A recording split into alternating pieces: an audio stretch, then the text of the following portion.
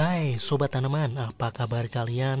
Subur semua kan? Seperti halnya tanaman di depan saya ini. Tanaman di depan saya ini adalah anggur impor. Tepatnya atau khususnya adalah anggur impor akademik.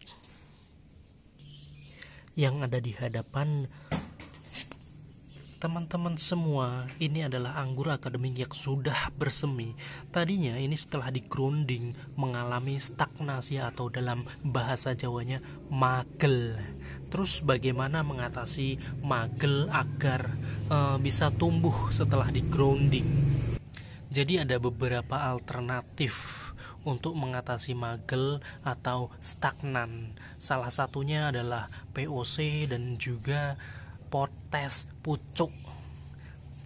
Sedangkan saya sendiri itu melakukan yang mana? Kalau saya melakukan potes pucuk atau melakukan potes tunas air. Apakah ada tunas airnya? Ya. Walaupun anggur masih segini, saya sudah melakukan potes tunas air. Mari kita lihat sama-sama. Nih, yang saya potes itu di sini.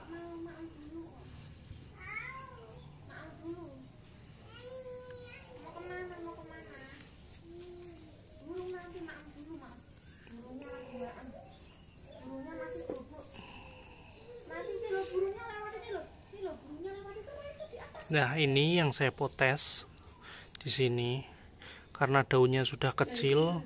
Kemudian daunnya saya potes ya, saya kecil.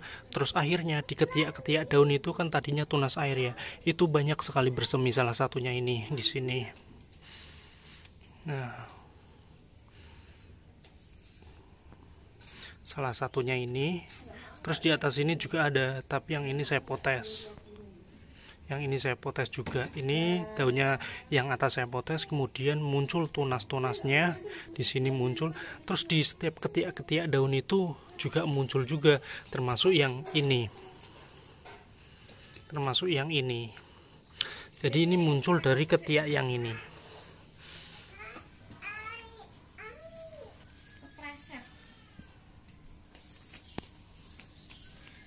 Ya, muncul dari ketiak yang itu ya.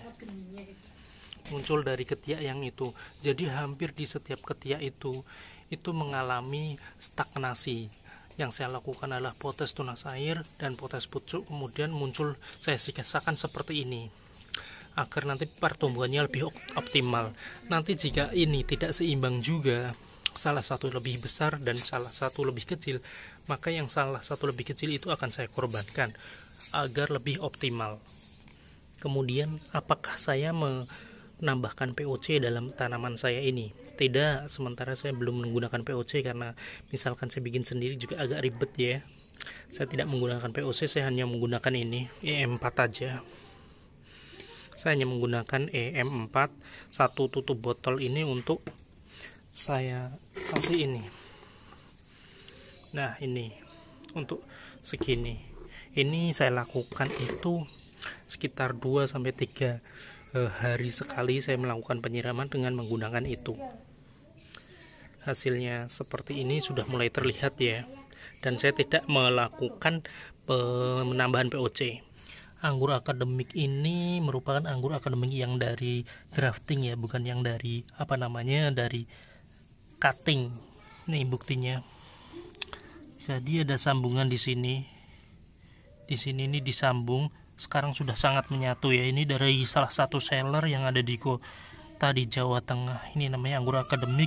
Cutting belanya sih mungkin ini bela ya, antara bela dan red master, tapi ini agak kecil. Dan biasanya cutting yang seperti ini tuh pertumbuhannya lebih lama daripada yang yang grafting seperti ini. Di tunasnya ini di sini batang tunas biasanya pertumbuhannya lebih lambat dari yang langsung di sininya. Contoh ya, kita lihat itu transfiguration.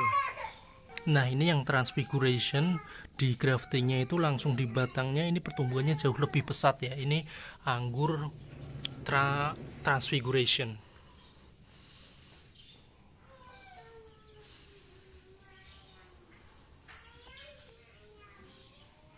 Nah, dia yang di grafting di batangnya langsung itu biasanya tumbuhnya lebih ini. Selain trans itu memang vigor ya, terlepas dari hal itu kita kembali lagi ke anggur akademik.